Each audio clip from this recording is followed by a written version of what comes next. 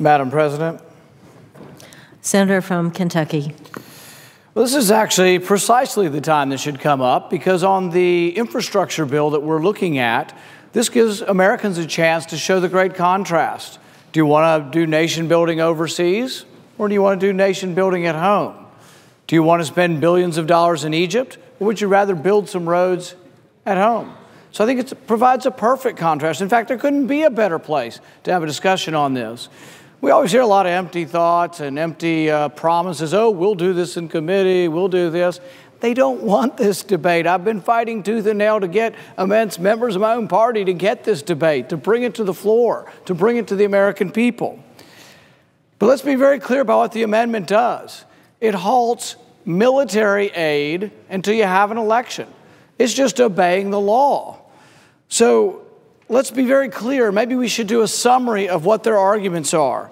This is a summary of their argument. They love sending American money overseas so much that they don't mind breaking the law. I didn't hear one of them here explain how they're going to adhere to the law. The law says military aid ends when there's a coup. The president says you can't make him say that there's a coup. He probably is a coup, but he's never going to say it, and he's never going to adjudicate it. Who's going to adjudicate whether it was a coup or not? This is about temporarily halting aid. Some people rise up and say, oh, we'll be closed out and they'll buy their weapons somewhere else. They don't have any money. We give them the money to buy our weapons. Some have said we want to promote democracy.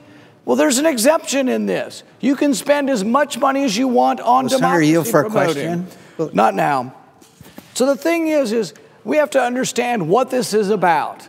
We have to understand that this is about a temporary halting of buying weapons. And people say, well, if we don't give them planes, if we don't pay them to buy our planes, they'll think we don't like them and they'll go to war with Israel and everything will be so much worse. They have hundreds of F-16s. They have thousands of tanks. I'm precisely worried about them using them against Israel. When there's chaos and blood running in the street, when there's millions of people protesting, you think it's a good time to send more weapons? You think it's a good time to send more weapons when millions of people are in the street? What happens if these weapons are used against Israel? The canard of bringing the letter, it always happens. Someone brings a letter in. I've spoken to many people who love, respect, and have a great deal of admiration for Israel. I admire our relationship and our alliance and very proud of the fact that we stand together on so many issues. So to bring it up and say, oh, the people who are against this don't care about Israel is just a canard. I think that this precisely continuing to arm an unstable government in Egypt could well be to Israel's harm, and that's precisely why I bring this amendment forward. Also, it needs to be clear for the record that everyone who's come forward to gather to send more of your money overseas, to send good money after bad, every one of them was for sending it to the Muslim Brotherhood. You hear them talking about Islamic jihadists and how they're worried about all this. No, they're not. They were for funding the Islamic jihadists. They were for funding the Muslim Brotherhood just months ago. I've had this vote before. I voted to cut off the aid to the Muslim Brotherhood also. I produced an amendment. They all voted against it then because we're going to do this in a more rational, reasonable pace someday, somewhere, in some fictitious committee. No, we're not. They want the money to continue. It doesn't go to the Egyptian people. It doesn't buy goodwill. It buys ill will. Do you know that what the money is spent on? Tanks. Tanks roll over people in protests. I have no love lost for the Muslim Brotherhood, but they've disappeared them. We're going to be giving money to the military that's disappearing people. No one's heard from the President Morsi. Most people think he was actually elected in a fair election. I don't agree with radical Islam. I don't think he would be a good president for any country. I wouldn't give him any money. But we're going to give money to people who make people disappear? You know, does anybody remember the Soviet Union? These same people stand up and say how bad it is that, you know, the Soviet Union made someone disappear. I'm absolutely with them. I support that. It's terrible. That's what the military in Egypt is doing, making people disappear. Most of the members of the government haven't been seen in days, maybe weeks. We have no idea where they are. And once again, let me be clear, I have no sympathy for them. I didn't want to give them money either. But all of these people who want to fund the military, they all want to fund the Muslim Brotherhood. The only thing consistent about their argument is sending your money to other people. Well, there's a finite amount of money. Detroit lays in ruins. Chicago's full of violence. There are bridges everywhere, and don't let them paint this that I have some special thing in Kentucky. There is no earmark. There's no special money going to Kentucky. This is going into the transportation bill for the whole country. There's actually nothing in here special for Chicago or Detroit. But I pointed out that we have problems at home. I think we should do some nation building here at home. Now, the other side will falsely say, oh, you want isolationism or you want to disengage from the world? Hogwash. I want to be involved. I'm for being involved with Egypt. I'm for trade. I'm for international and global interaction and diplomacy and all of those things. But do you think you're gaining and making the world a better place by sending a few more F-16s and tanks and tear gas to Egypt? You think that's somehow making the world a safer place? No, it's absolutely. You know, if I thought the foreign aid were going to do something good, I might be for it. Mubarak and his family fly on private jets, dine on caviar and champagne. Your money's more likely to buy a chateau in Paris for the Mubarak family than it is to buy bread for the people of Egypt. And they say, oh, well, the Egyptian people won't like us anymore if we don't give them money. 70% of the Egyptian people have said they don't want our money. It doesn't go to them. The people by the millions are rioting in Cairo. By the hundreds of thousands in Tahrir Square, they're not rioting for American aid. They're rioting for us to quit giving aid to the despots that rule them. Mubarak ruled for 30 some odd years. He ruled by martial law. He made people disappear also.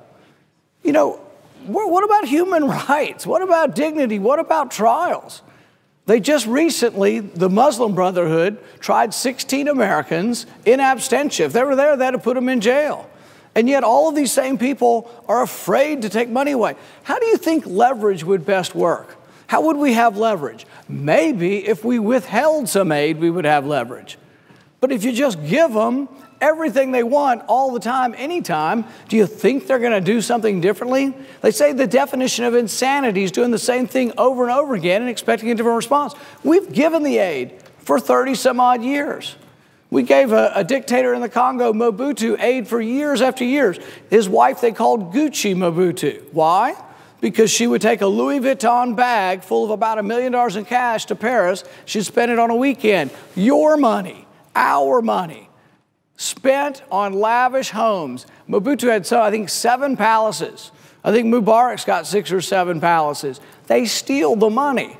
It doesn't buy goodwill with the people. It actually buys ill will. It actually does completely the opposite of everything they say it does. It does completely the opposite. So there is a disagreement on this. But the one thing there's not a disagreement on, it's against the law. The Republican Party maintains, oh, we're for the rule of law. And we proudly beat our chest all the time and say to Democrats, oh, you don't want the rule of law and the president disobeys the rule of law. Well, guess what? This time, many Democrats and Republicans will flout the rule of law because the rule of law says the military aid ends when you have a coup. It doesn't say you can wait around until it's convenient for you and that maybe you can parcel out the aid in different ways. It doesn't say that. It says the military aid ends until there's an election. It's very clear about this. And so what the argument is about here is, do you believe in the rule of law? If you do, there's no question. You have to vote for this amendment because this amendment simply restates the law. I'm not even creating the law. I'm just restating the law that the aid ends and it resumes when there's an election. So those who want to say, oh, he's against all aid, don't listen to him, he's against all aid, that's not what this amendment does. This amendment enforces a law that actually every one of these guys, men and women, voted for. They've voted for this law. It's been on the books for 30 some odd years, and the law says that aid ends when you have a military coup. So they're all going to vote to bypass a law they've all supported. Every one of them supported this law. This isn't, some extreme position of no aid. This is a position of temporary halting it. It's their plan. So that it's not convenient now to obey the law that they passed. This is an important debate. It's not about doing things to harm Israel. It's about doing things that actually I think would be beneficial to Israel. It's not about ending all aid. It's about obeying the law. It really shouldn't even about whether aid's good or bad. I think there are a lot of bad things and unintended consequences that come from the aid, but it's not really about that. It's about whether you're going to obey the law or not. So what I would say is think long and hard about this. Some say they're going to do something that's more important than what their people at home want, and that they're very proud they're going to stand against the will of the people. 3/4 of Republicans, 3/4 of Democrats, and 3/4 of independents or higher think that it's a bad idea to be sending good money after bad overseas. We do have problems at home, and this could go towards fixing it. Some will say, well, it's only 1%. Foreign aid is only 1%. Well, guess what? If you cut 1% of the budget, each year, your budget balances within about 5 years. It's called the penny plan. Many on my side have actually endorsed this plan. So 1% isn't an insignificant amount of money, and it's not working. It's doing the wrong thing. So I urge a yes vote on that, and I retain the remainder of my time.